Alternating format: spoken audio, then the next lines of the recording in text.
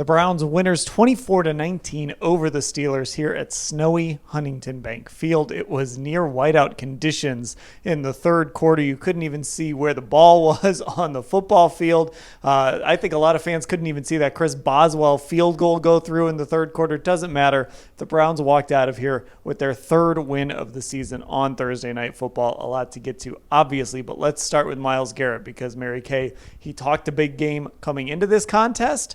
He had 3 sacks, and then he talked a big game coming out of this contest. That's right. He threw down the gauntlet at TJ Watt, and he backed it up in this game. He came right out, stormed out in the first half, and sacked Russell Wilson 3 times. It was his second 3-sack game in 3 weeks, and one of those was a strip sack that led to a score. So it was a monster game for Myles Garrett. And then, as you mentioned, he came out afterwards, and he basically said, I wanted to go out and show that I am number one. I'm the number one edge rusher. I'm the number one NFL Defensive Player of the Year.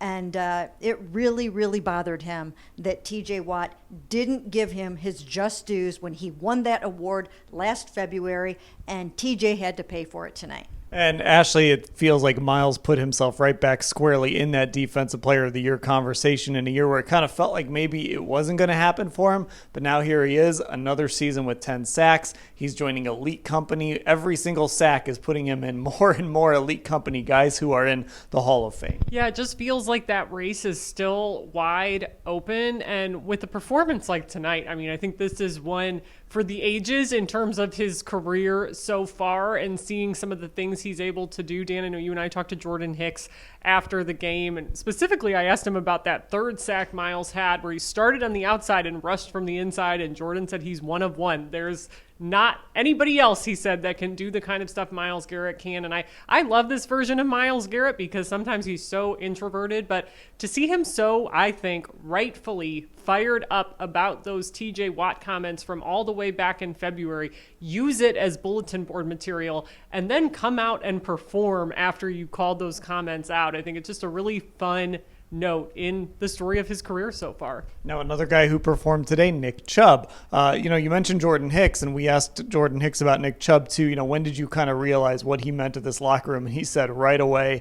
And again, just like last year when everyone was so devastated when he was hurt, you could feel the excitement tonight. Nick Chubb going against the Steelers, of course, the team he got injured against, scores 2 touchdowns, including the game winner. We didn't get to talk to Nick after the game. I didn't even see Nick in the locker room after the game, so no clue if he was any more emotional than we're used to seeing Nick. According to some of the players in there, it was just same old Nick. But Mary Kay, this had to feel good for him. Oh, it really had to. And I have to think that this meant so much more to him than he was willing to admit. He doesn't express these things. That's not in his nature.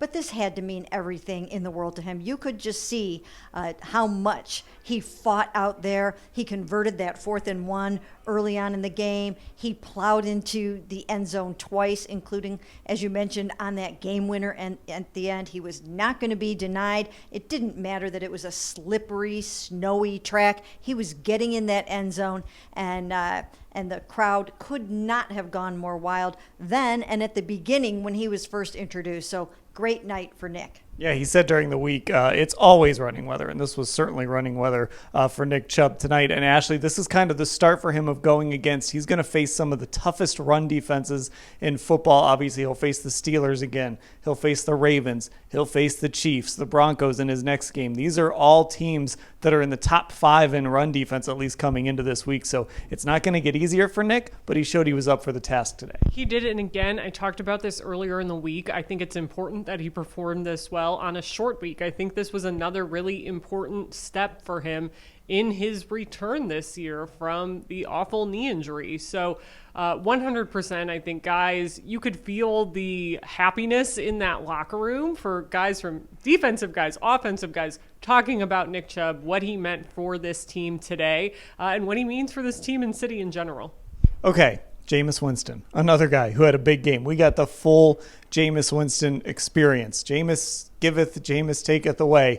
Was strip sacked, of course, through an interception, but also, Mary Kay, hurtled into the end zone for a rushing touchdown, helped to lead the game-winning drive that ended in that Nick Chubb touchdown and included some really key conversions. This was the full Jameis experience, and it's another win for Jameis as the quarterback of the Cleveland Browns. Yeah, it was, like you said, it was the ups and downs, the roller coaster of Jameis Winston. And this one was even more fun because it was in the snow.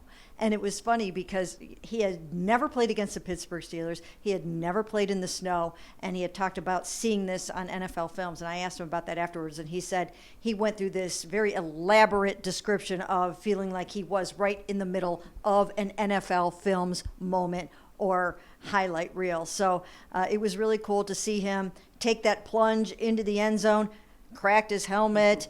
He had batteries sticking out, and it was just a classic. He really heated up with Jerry Jeudy, which I thought was very, very key in this game. Jerry was 6 for 6 for 85 yards, caught a clutch fourth down on the last drive, and a 15-yarder down there, and he just had a phenomenal game, and Jameis was just vintage Jameis. Yeah, Ashley, look, this team isn't going anywhere, but as they're not going anywhere, we're going to ride this Jameis Winston wave, and sometimes it's going to be low, and sometimes it's going to be high, and today it was both of those things. Yeah, it was. I mean, again, I just think, as you said, Dan, this was the ultimate Jameis Winston performance. You had amazing plays. You had giveaways. It was all there. And I also think, to me, today, it also allowed Jameis to kind of show himself how much his teammates are really listening to what he says and believing in him. I had Grant Delpit quoting Jameis Winston to me when I talked to him post-game. So, again, I think you just kind of see Jameis's impact in this locker room on the field, and then the way these guys are even talking like him now, too, sometimes. Okay, so the Browns not only get a win, but now they also get 11 days between games before they have to go play the Denver Broncos on Monday Night Football. We'll cover everything that happened here at snowy Huntington Bank Field. You can kind of see some of the snow on the field still there behind us at cleveland.com/Browns.